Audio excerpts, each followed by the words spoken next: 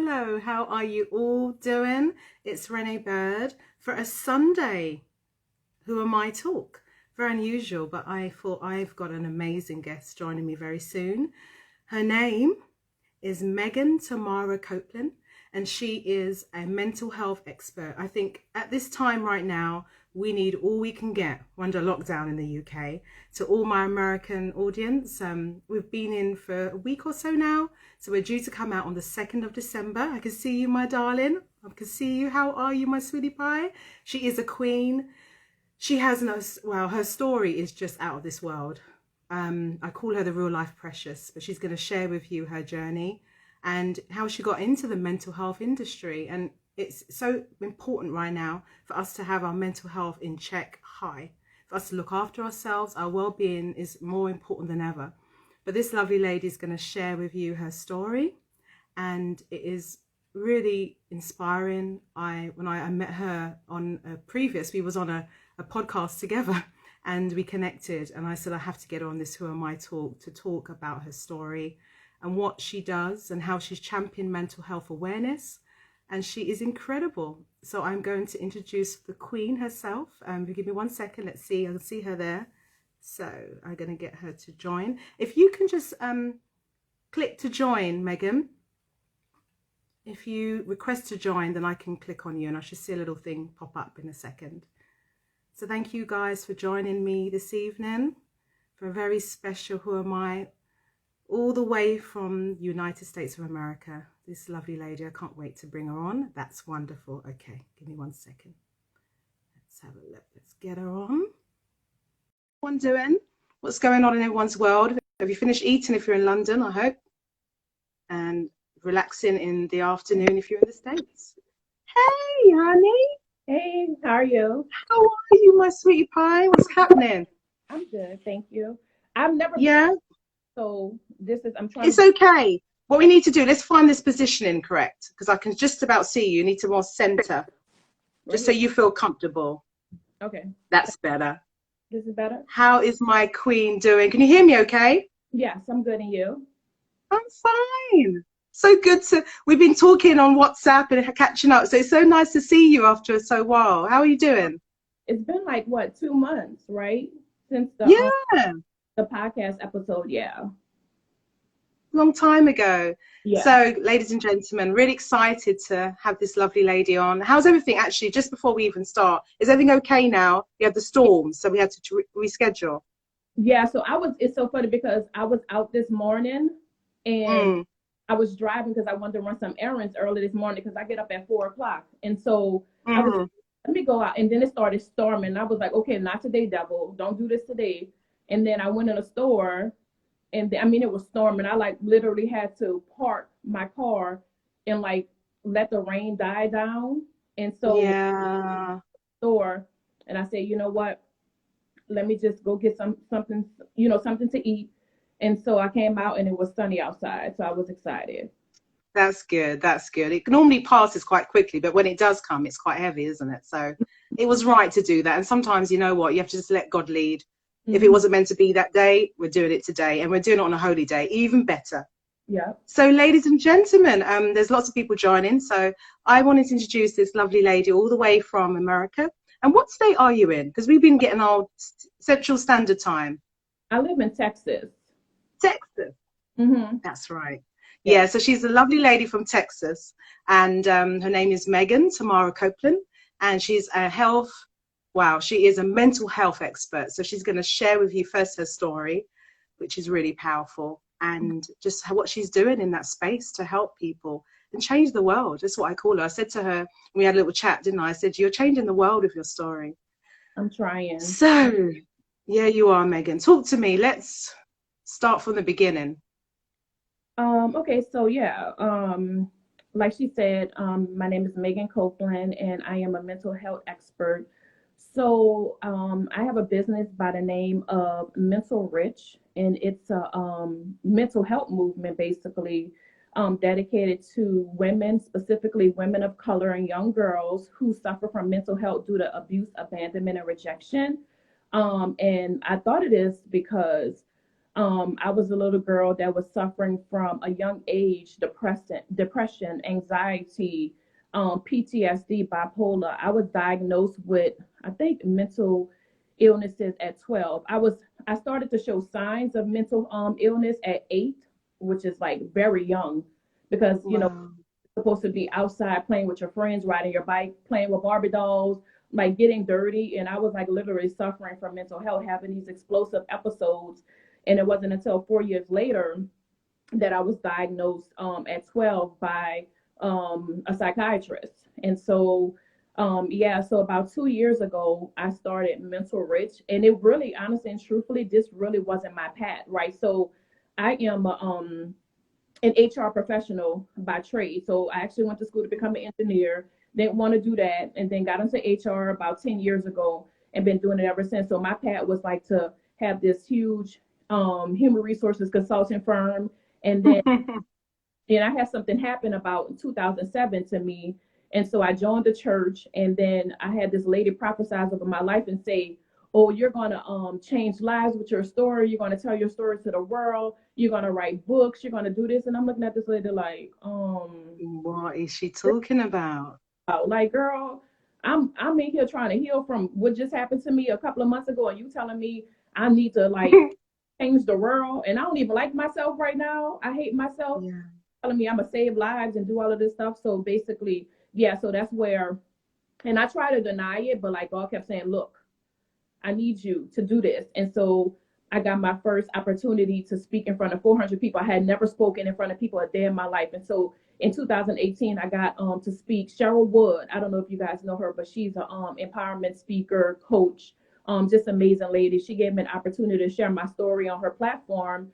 And I flew to DC and I spoke and told my story, some of it in front of 400 people. And ever since then, I just been, moving along ever since. So yeah, so that's really how I started in mental health. I like kind of resisted, but I couldn't, because like when I look at myself, I am mental health. I suffer from it every single day. I was diagnosed at an early age at 12 years old.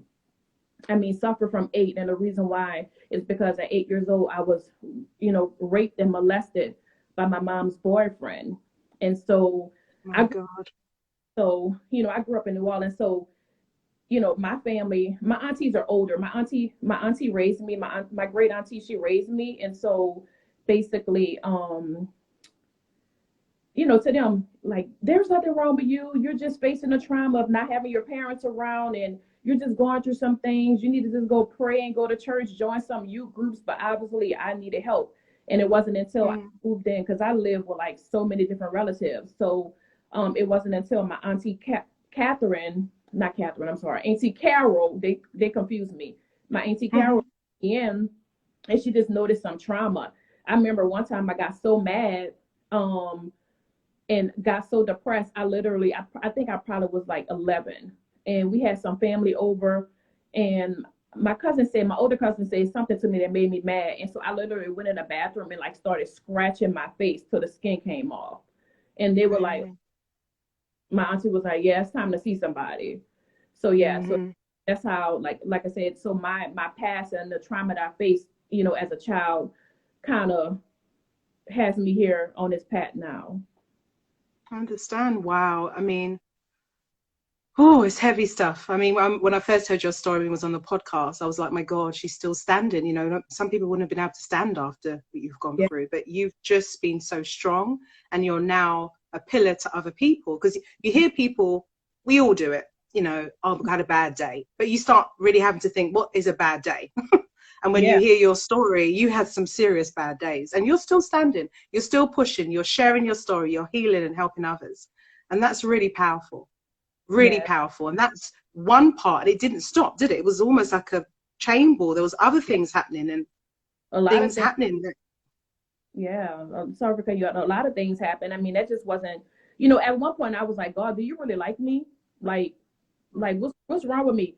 Because I thought, I was like, God must really hate me. First of all, I was born to the parents that I was born to, drug addicted parents, young parents, mom and daddy walking out of my life at a young age, living with relatives, family member, friends, going from house to house to house. And I was like, what the heck is going on? Like, you must really hate me.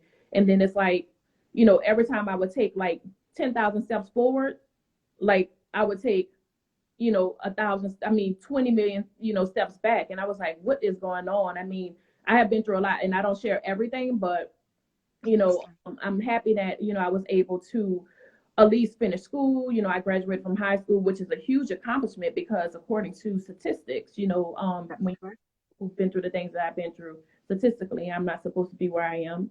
I'm supposed to either be in jail, or have multiple kids, be on welfare, etc. So I'm not that. I've never been that. I don't have any kids. And so I beat the odds. And so I remember one time my auntie told me, you're going to be just like your mom. And I was like, bullshit. I'm not about to be like her. So I was like, well, this is my determination factor. Like, if people looking at me and saying, you're just going to be like your mom, I'm like, bull crap. Because when I was, and, not saying anything, against my mom, because I'm really happy that I was born, because I feel like now I'm seeing it. I feel like God created me for a reason. I remember one time my cousin emailed me, you have to remember who you are. You're a descendant of Anna Copelin. That's my great grandmother. And so you're a descendant of her. So you better wake up every single day and figure out how you're going to make the haters, hate you even more. He was like, don't you ever doubt yourself. And so I've been like thriving ever since. And so I always want to tell people, no matter what people tell you, no matter, where you are in life, just keep pushing. And I think Kamala Harris just said this best. She said her mom told her, never let anybody tell you who you are. You tell them who you are. And so I have to remember. That's correct. Yeah. So, and now, like I said, organization Mental Rich, I really just want to empower people. I want to break the stigma surrounding mental health, because there's so many different stigmas surrounding mental health, especially in the Black community. And pay to seek counseling. So I don't want to talk too much, but it's okay to seek. No, this is it's, you continue speaking. This is your platform to share. Not to cut you, but it is a taboo in a lot of cultures for us to just keep it together.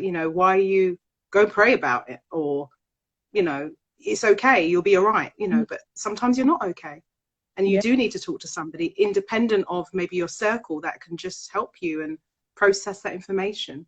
Exactly. So I think we need to be aware and look around us and see people. If they look like they're having a bad day, they might need to be smiling, or give them a hug, or just ask them, how are you? People ring you and ask you more about what you're doing as opposed to how are you doing. And it's important for us to be aware of that, isn't it? Yes, it is. It is. It's so important, especially now, what we're dealing with now. I mean, we're in a pandemic. It's not the norm for people not to go out. I mean, I'm a homebody anyway, so I don't care about staying inside. I think I'm a like introvert and extrovert put together is like 50%. Like sometimes I want to be an introvert, sometimes I want to be an extrovert, but like I'm okay being inside. But like this is like really traumatic for a lot of different people. Now, because they're really used to being out and about and spending time with friends and family, and they can't do that. And it's a lot. I mean, you have like, especially, I work at a company now, but I have my coworkers, they're teachers now. Their kids are at home. And so they're in constant meetings. They still have to help their kids with homework, and they're suffering, right? And so you try to give support, you try to understand, but I mean, what can you say really? I mean, but just to stay strong. But people are really suffering like a lot with mental health now more than ever, and we need the resources to be able to figure this out and break the stigma surrounding mental health, because I think it's important, especially growing up. Like I said, I was always told there's nothing wrong with you. I hear it now. You don't look like you suffer from mental, illnesses, and I'm just like, does it have a look? Like it's not apparently so. It's not a. Does it have a look? Should I put on my forehead, I have mental illnesses? Like, it's not a look. And I tell people all the time, it's an emotion. It's not a behavioral issue. It's an emotion. And so, like for me, I can, be okay 1 minute, and then the next minute I'm just crying and depressed, and I'm just like, okay, what happened? I was just like happy. I just got the best of my life, and then I doubt myself, and that, that's where a lot of that comes in. I'm like, well, God, okay, I was told this and I was told this and I was told that I would never be anything. So why are you giving me these opportunities? So I start to have self-doubt as well. And so, I have to constantly, like, I don't know if you can see in the back, but I'm in like this room, it's my prayer room. So I have like scripture all over the wall and positive affirmations. So I come here every day. Then I just, talk to God and pray, and even with the relationship I have with God, I still suffer in silence, a lot of people don't know, but, I'm getting my story out there and I'm, basically trying to help people.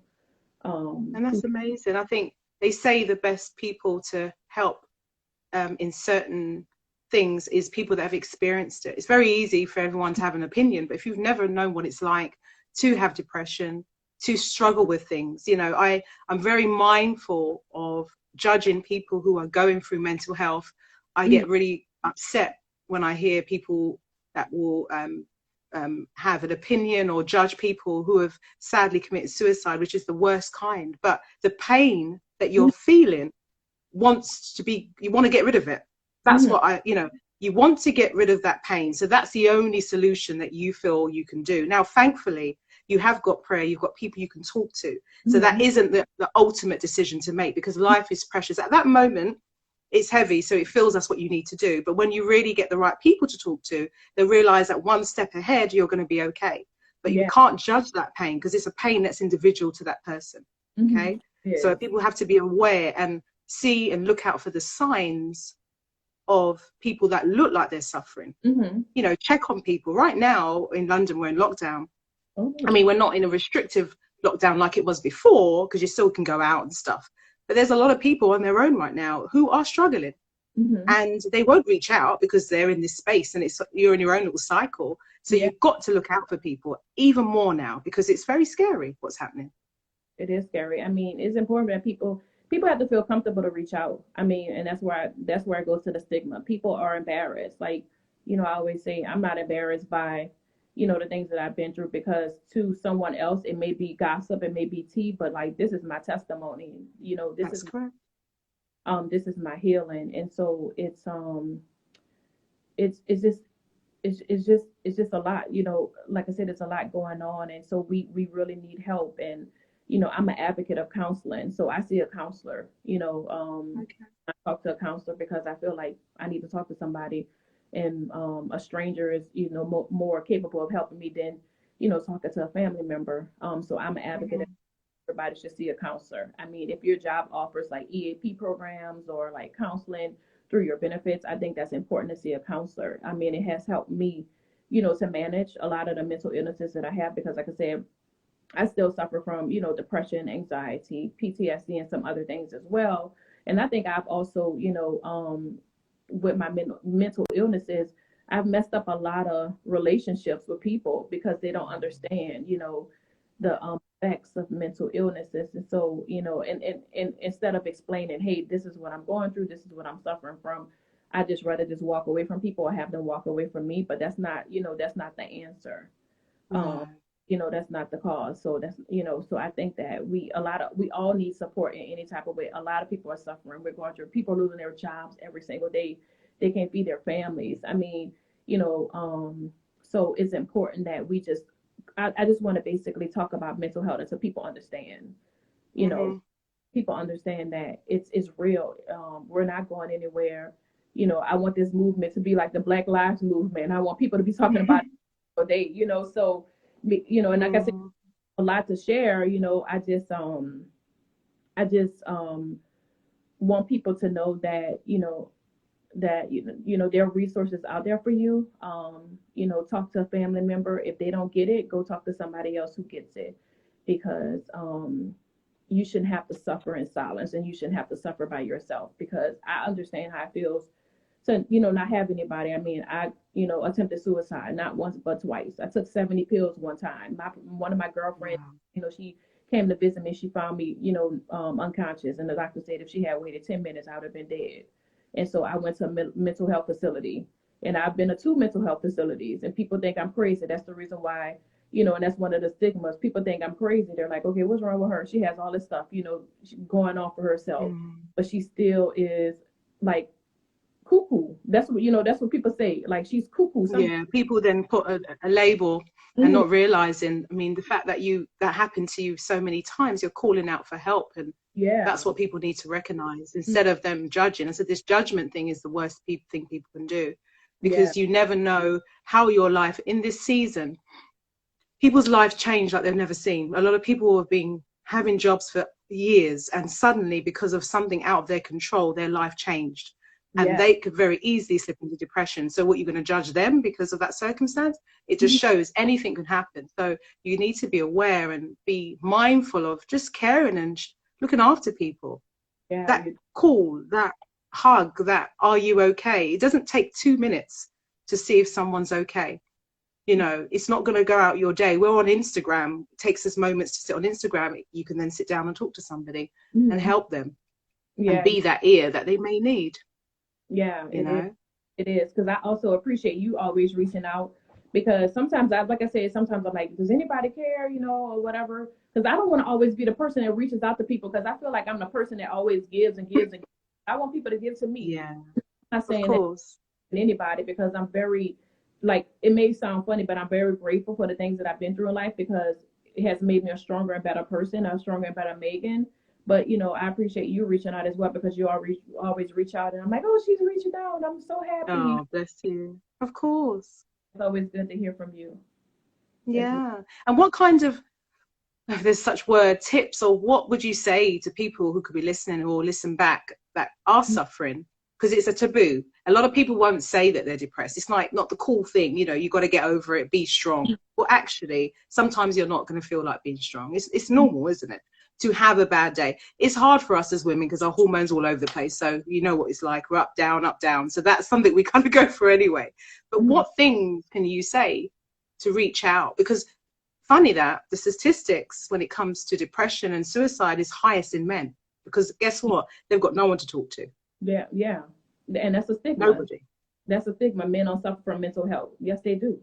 I'm not a man, but, I don't know how men feel, but I know that it's a stigma, and men do suffer. And like you said, it's the highest. For me, I would say, the first thing is to acknowledge that you have a mental illness, because sometimes I think people are in denial. I think I was in denial because I didn't want to accept that I was suffering, especially diagnosed at 12. I hid it for a long time. I hid it all through high school, because I don't people, because I thought I would be made fun of, or people were judging me. And so the first thing is to get that get that judgmental cycle out your mind, and acknowledge that you do have you're suffering in whatever capacity it is, whether it's depression, anxiety, PTSD, bipolar. The list goes on. There's so many different illnesses out here. And then I would say seek help. Like, I didn't go to, like, and it's so funny, I didn't go to family members, because that's a surrounding, like, family. I didn't go to family members. I knew that I needed to talk to somebody. I knew I needed to talk to somebody that could help me, that that was educated enough to help me. So I sought counseling. So I literally, like, went on my insurance app. And there's free resources too for people who don't have insurance. There's free resources out there. You can just Google free resources for mental health, or call like 211 and they can help you. But like, I literally wrote 5, and specifically I wanted people of color, because I need somebody that looks like me to help me. I understand. So specifically, and then there weren't a lot of people of color in counseling or psychiatry who can help me. So I was like, okay, it took me like 2 days to find people. So I called each one, and I kind of like interviewed them. I was asking like basic questions, because I want to find the right person. This is like a relationship. This is like a partnership, and I need this to work out, right? So I can't have somebody who's unstable helping me. So basically, that's what I did. I called like 5. I did my top 5, and then I called them, and then set up like a little 15-minute consultation, and I asked questions too as well. And then I was, able to find someone who could help me, who basically dealt with trauma, childhood trauma, because this is where it all started.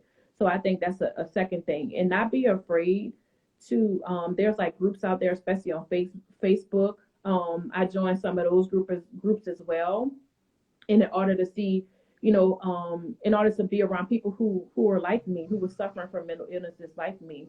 And that's kind of been like a relief for me as well, because I can hear their stories and I can relate, and I can respond and they reach out as well. So it's like therapy in a sense as well. And then I would just say also to make sure that you're taking care of yourself. Like self-care is like the most important thing that you could do for yourself, whether that's like, I learned to say no, like literally I had to learn to say no because it was stressing me out and my anxiety level was getting higher and higher because I felt obligated to do things for people. And I was like, I don't really want to do this. And so I literally had to say no. And no is a complete sentence, by the way. And so, yes, and I set goals for myself as well. So I was like, okay, where do I want to be in 30 days? Where do I want to be in 60 days? Where do I want to be in 90 days? And if I did not accomplish those goals, I did not beat myself up about it. I was like, okay, let's start over. We can do it. But I would just say like little small steps has helped me, like little things like making my bed every day has like really helped me with my anxiety and my depression. Like even like meditating. I have this app where I meditate. And of course I pray and I read my Bible. But just little things like going for a walk or going for a car ride has helped me, especially in this pandemic, because even though we're on a lockdown, we're not on lockdown now, but most places are. Just getting in your car, fresh air is like really, really good. But like I said, the first thing is just that you have mental illness and seeking help. And then the last thing that I started doing was I stopped watching TV and negative things like Real Housewives and all that stuff. I was like, I can't do that. It's important. No, you've hit it now. I think the TV can be very destructive at this time. If you're not able to process the information, it can actually wear you down. You just look for positive things, comedy, things, cartoons, everything that can just make you giggle as opposed to make you actually think the world is falling apart. It's not going to help, is it? Exactly. And then the last thing I would say is like I took up a hobby as well. So this is my hobby. My hobby is to write little scripture on the wall and put it up and come in here. I want to fill the entire wall. So that's what I'm doing. So that's my hobby now. So things that make you happy can kind of help manage and facilitate mental illnesses. And then also the last thing I would say is I had to learn to be around people who wanted to be around me.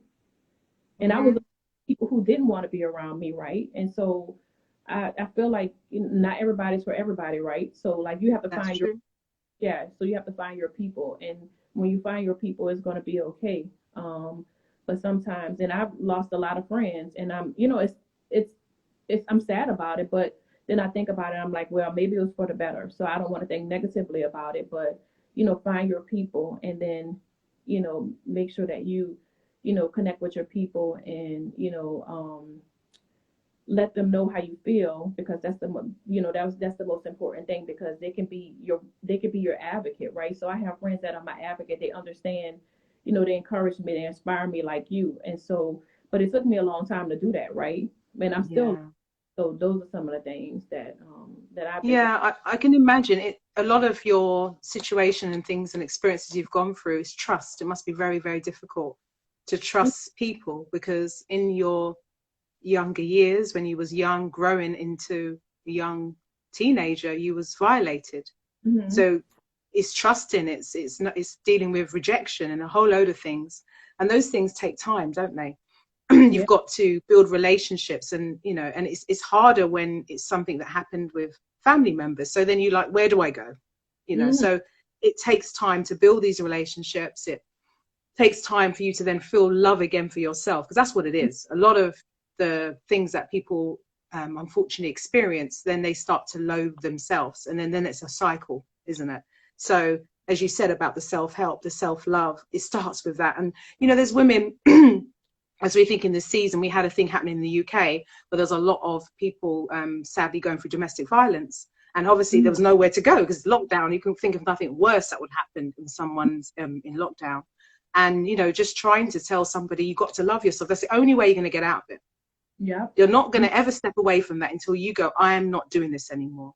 But we always remember there's so much more complicated things around mortgage and children and attachment. So people will go, oh, just leave. Well, no, it's not maybe not that simple, because if your other things are attached to that scenario, it's not that easy to just walk out the door, you know, and you've been with someone that your interpretation of love is violence. So it's a whole conundrum. So people really do need to understand that when we deal with mental health and we deal with why people are accepting or things they've gone through, it's a lot of layers to get through to heal somebody, for them to then step out and almost be renewed. And I'm sure you agree with me on that. Yeah, I agree. Like I said, I have trust issues. You know, I have to be very, and I think you said this to me, you have to be very careful who you let into your life, especially being a single woman, loving and living in singleness, you know, but just being a single woman, like I have to be very particular about the guy that I let into my life, because of my story and where I'm going in life. I have to be very conscious of that, right? And so I'm very particular. So like if I see one red flag, I'm out the door. Like literally one thing, I'm out. And because I have to be conscious enough to know that is if I'm seeing this one thing now, then in 2 months I'm going to see something else. 3 months I'm going to see something else. And I've stayed in relationships where I saw red flags in the beginning. I was like, oh, he probably was nothing. He'll change. Like, and then like I'm like 6 months later, I'm like, ooh, like, yeah. You got to follow your instinct and your gut, and that's to everybody, woman and man. We always can see it, but the love, the infatuation, the connection, and the wanting not to be on your own, because everyone has to be with somebody. You can ignore it and put it to one side, and it always does reveal itself eventually. And then you're kind of hard on yourself because you think, I did see it, but sometimes we got to give people a chance too, because, you know, human beings are not perfect, are we? So that's just things you need to think about. I mean, so going through the trauma that you did, you know, what life lessons, in a sense, where do you see the future now? Now you're on big platforms, sharing your story, helping inspire young people, and young men and women that have gone through this and felt like they're the only one. Because a lot of people, when you're going through an experience, you almost think, I'm the only one that's been abused, I'm the only one. But actually, when you start looking, a lot of people have gone through this, and there's lots of people that can share, and you can see them as a way who got through it. And it's so inspiring. You know, we can only have a look at one of the biggest entertainers that you have in the States, Oprah.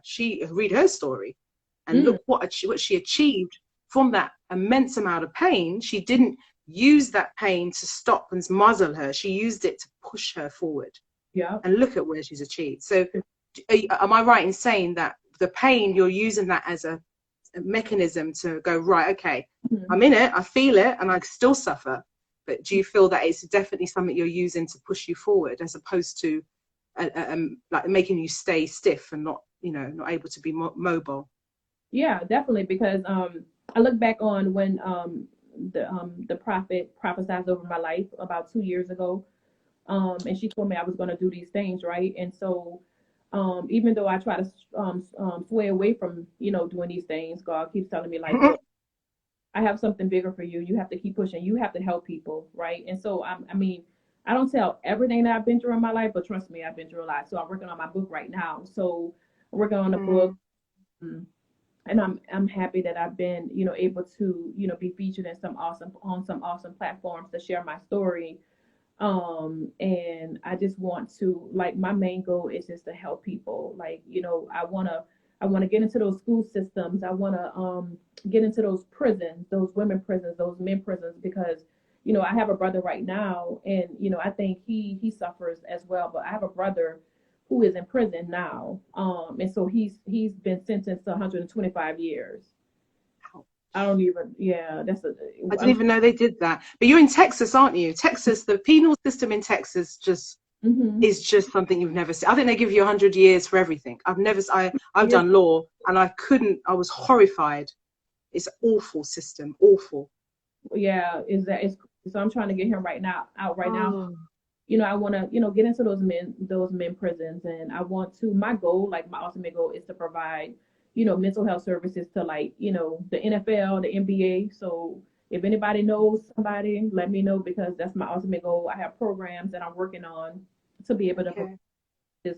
So I just want to be able to help people heal and, see me. And I'm still not where I want to be, but, statistically, like I said, I'm supposed to be in jail or, have multiple kids on welfare. But, I beat the odds. I mean, I literally graduated from high school with honors, got scholarships, academic scholarships to college, went on to college, suffered some things in college, left college for a little bit, and then went back, got my degree, got my master's, got my doctorate. And so That's my girl. To know, like, you can, keep pushing forward no matter what the issue is. Just keep pushing forward. You have to believe in yourself. If nobody else believes in yourself, you have to believe in yourself. Because like I said, on that little sticky note in the back, God is bigger, right? And God I see that. Yeah. So, through prayer and just really like focusing on myself and just really believing in myself and just really spending time with myself, like, get into the word, focusing on myself, meditating, doing all the things that I needed to do to heal and, be where I am today. Because like I said, about 2 years ago, I didn't even like myself. I looked in the mirror and was like, nobody ain't gonna want you. You stupid. Like, there's nothing wrong. Like, who want to be around you? Your friends, like, no one. And so it took a lot of like self-care and love to get to where I am today. And I just want people to never give up on themselves, because I didn't give up on myself, coming from the background I've come from. And so, and never give up on yourself. That's the best thing I can tell you. Just never give up on yourself and continue to love yourself and work on yourself every day, because nobody's perfect. I'm not perfect. I mean, I still have things that I'm right, but I've come a long way. And I think that I'm, close to getting to where I need to be. I think I'm about 80% there. I still got 20 more % to go to get to where I want to be. And I think, this is the problem, isn't it? We always feel what is 100%. We're human beings with real emotions, real fears. We just got to try to remain positive. And I have this thing about gratitude for what we have. Like, you've spoken about your education that you received and your work in this climate right now. A lot of people are losing jobs, aren't they? So to have a job, to have a career, to have anything happening right now is such a blessing.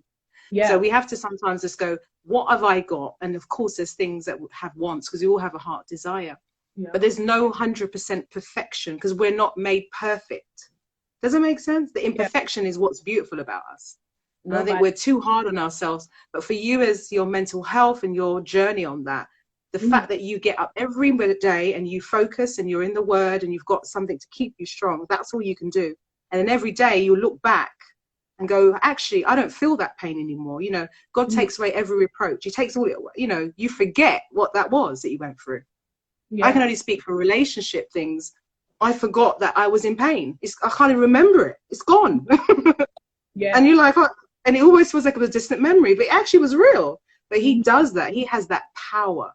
We're speaking about what's helped you is God more than anything. That's what's helped you. And people have to find something, some connection that gives them that peace. That's what it is, isn't it? Because there's a peace with him. Yeah, it is a peace. You have to find whatever makes you happy. That's the most important thing. Whatever makes you happy. Whether that's, praying, listening to music, reading, meditating, going for a walk. I mean, we have to take small steps, right? I mean, Rome wasn't built in a day. So no, you have to take small steps. And like I said, you said it, no one is perfect. No one is, we wasn't born perfect. God, God died on the cross for our sins. Jesus did. And so we just have to basically, just try to be the best version of ourselves, no matter how that is different, right? But don't think that everything has to be 100% perfect, because and I think, even like the platform we're on and social media, I think we've got a big responsibility. I do try to give as honest and real as I can. I think we need to not look at people's lives and think it's perfect, because 90% that's what they're presenting. It's no such thing, doesn't it? We argue, you get spots, we have bad days, and everything that can go wrong goes wrong. And I think we have a responsibility as people, and people that are watching other people, not to realize that it's not what you see. There's filters, there's everything you can do now. You can just look amazing. And that's what's pressured, isn't it? Yes, I was like that too. I was like, how should $1 million? I'm like, God, when am I gonna get my $1 million? I was like, she didn't. She didn't tell you the story behind that. See, marketing is very good. You can have a good shop floor and all of that good stuff, but there is always a journey behind that. And I think we have a responsibility to be honest about that. It's very hard being in our industry. It's not easy. Yes, we get breaks. Yes, certain things will happen, certain opportunities, but there's a lot of work that's gone in for that to happen, for that big hit or that big book release. It didn't just happen overnight. Sometimes a situation could occur and then you get an opportunity. That happens. But I think we need to be honest and recognize when you're looking at people's lives and the baby and the marriage and all of that stuff, it might not be what it is. It might be just what you see. And we have to not take that on. And that's not helping with the mental health, because people are thinking, well, these people are perfect. No, they're not. Doesn't exist. Yeah. Social media can be the devil. Like, I give myself mental social media breaks. Yeah. Like I have a goal thing on my wall, and I'm like, okay, no social media on the weekend. So I'm starting this doing where I'm like, no media on the weekends, like no social media before 9. Like if it's the weekdays, no social media before 9 a.m. and after 6. Like I have to set these boundaries for myself, because I'm like literally like going crazy over here. Like, God, I need to be making $1 million in a week. Like, how am I doing it? Like, how is that gonna, like, what's going on?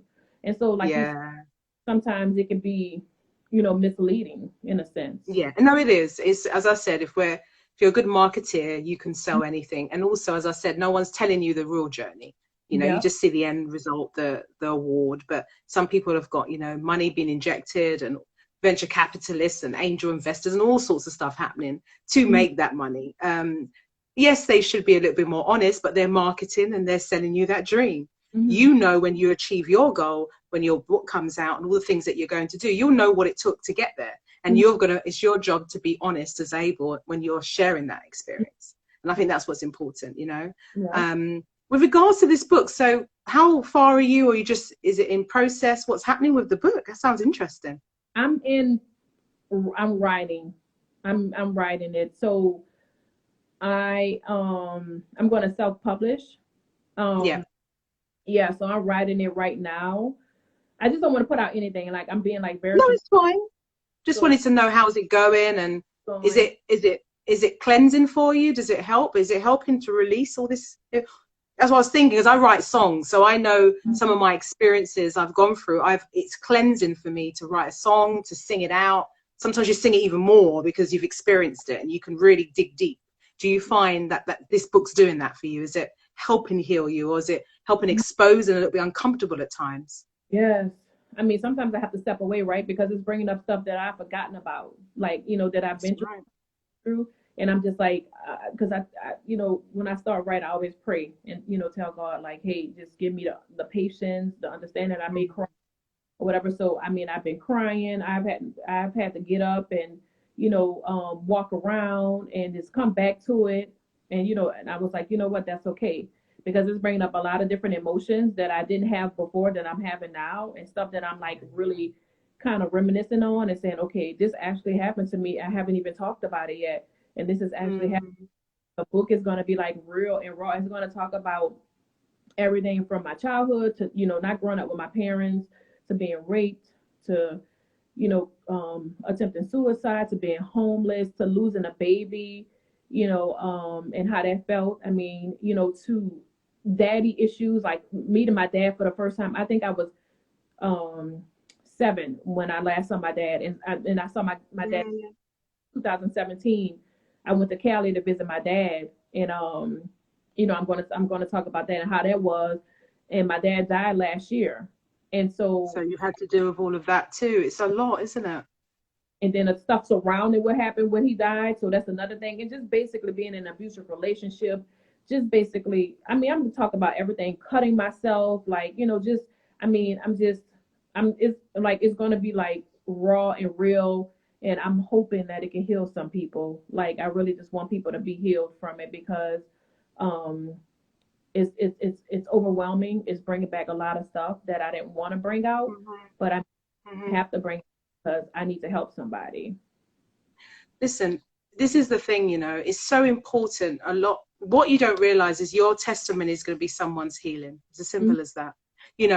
I'm a strong believer, we can't help the world unless we share what we've experienced. And the fact that you're still standing, yes, you say you're not 100%, but there's no such thing. But what you are is in a great place where you're able to give your testimony, you're able to share that you're standing after all of those tribulations and trials. Mm-hmm. And there's many. It's like, you know, some people can't cope with one of those things you mentioned, but you're actually still standing through the whole journey from very young all the way till now. There is no point of giving up now. You come too far. Yeah. Isn't it? No come too point. far. You might as well given up earlier on. But if you've come this far, to me, it's just onwards and upwards from here on in. Mm-hmm. Exactly. And you are the testimony. Your experience is somebody's blessing, and it's awful because I don't want you to even felt the pain that you felt. But you are going to help so much people from that experiences that you've had. You're just going to be amazing for them. Yeah, I hope so. Yeah, I mean, no, if you I are. People, 1 or 2 people, that's enough for me. Like, you know, if I can touch them and help them heal and overcome some obstacles that they've been facing, you know, I've done my job, right? So that's all I can do. That's all you can do. And have you got any, I know you've been doing lots of like online conferences at the moment because that's all we can do, isn't it? Have you got anything lined up, any conferences or talks that you'll be doing soon? Yeah, so I'm going to be doing stuff next year. I had some stuff, like some little podcast interviews, some other stuff going on, like, you know, this year, but like major stuff like conference and stuff is going to be in 2021. I mean, because we had a course canceled because of COVID, right? So a lot of that stuff on until 2021, which is a good thing. So, and then also too, I'm working on my podcast. So, so the podcast is called Mental Health Mogul.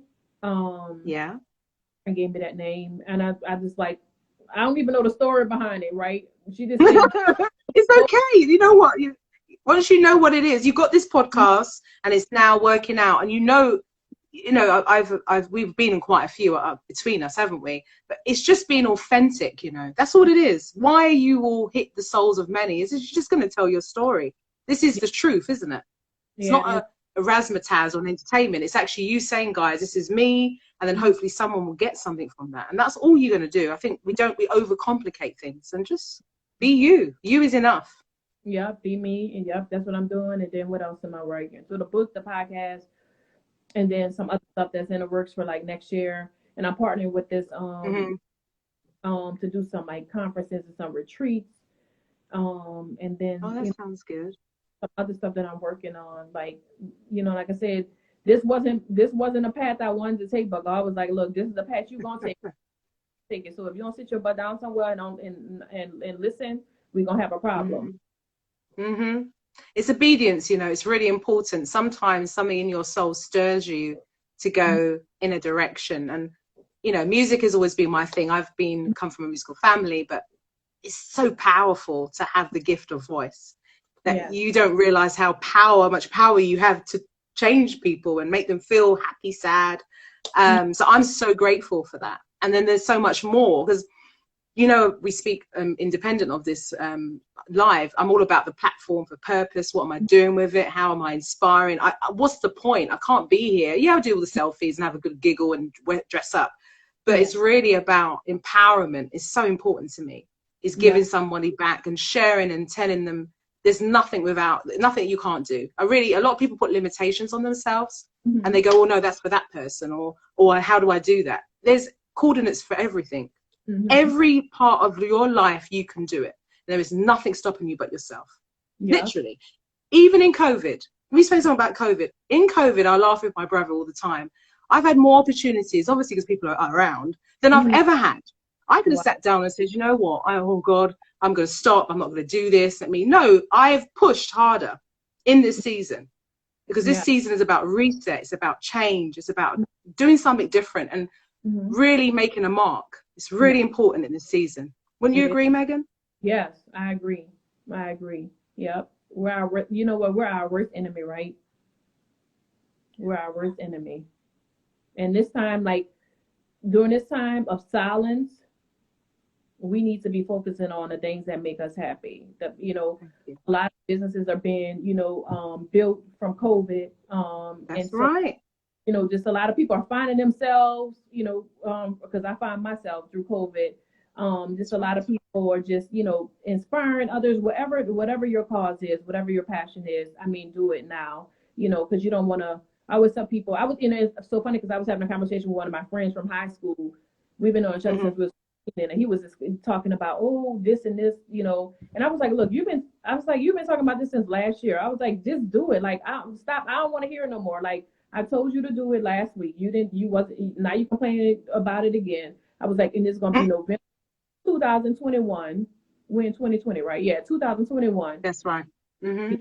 Wish I had did it. I was like, just do it. Stop making excuses. Like you're making excuses. Stop. Like for real. And I was like, I'm getting off the phone with you so that you can go things that you want to do. So in a week, I don't want to hear it again, because if I hear it again, then we're gonna have a problem again. That's right. That's right. And that's exactly it. You know, it is, I mean, it's easy. I'm a very confident person, but I still have my doubts. But I've got a very confident spirit from very young. I say this thing about being childlike.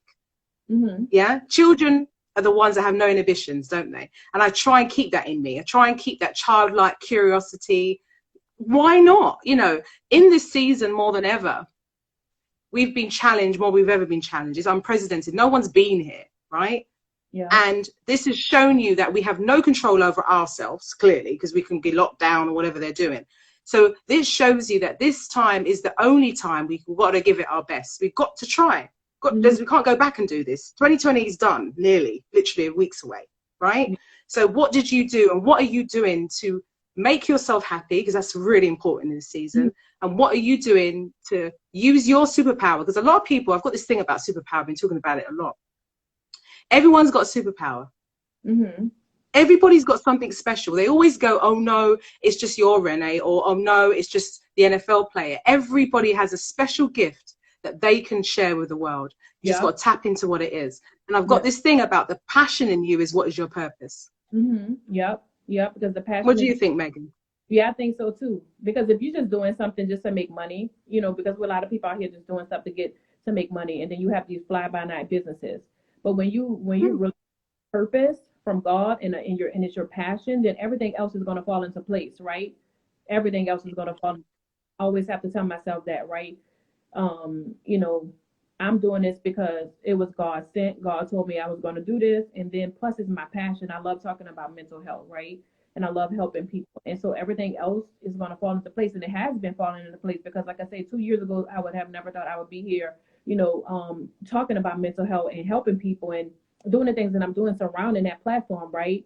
And so it's all about finding your purpose. And I just want everybody to challenge themselves this season and, you know, find their purpose and their passion, and then, you know, seize the moment, seize the day with it. You know, that's important, you know, that we do that, because I don't want people to be in 2021 and 2022 and they're still trying find, like, you need to find today. Do it. That's correct. Do it now. Don't. And you know what? This is a time I'm reading lots. Are you reading any books other than the Bible? Obviously, I've got like a woman Bible. What is there anything else you're reading that's interesting? I have like I'm reading The Power of a Praying Woman. Okay. So, and then I have a whole bunch of books on the floor. So like after I read The Power of a Praying Woman, I'm gonna read some other book by Lisa. What's Lisa's last name? Turquoise or something? She's a let me get it. Get it. This lady, Uninvited. So this is a good one. Okay. And then I have a couple of other, like, you know, devotionals that I'm gonna read. And Fervent, I really want to read Priscilla Shriver. So I have a lot of, so I got to read one book at a time so I can focus. So that's what I'm doing. So I have a whole, like, this is my book collection. These are the books. Oh, wow. Okay. There's me. There's my 3 books that I've just got. That's fantastic.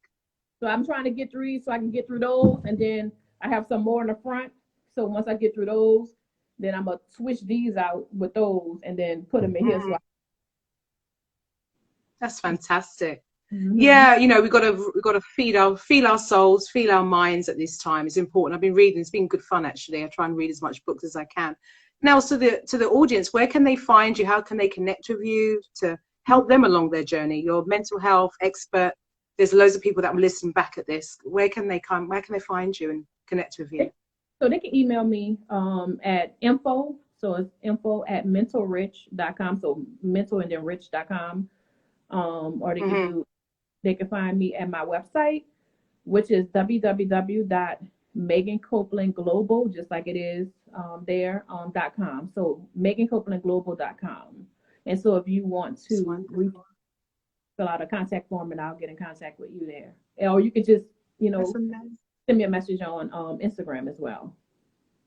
Okay.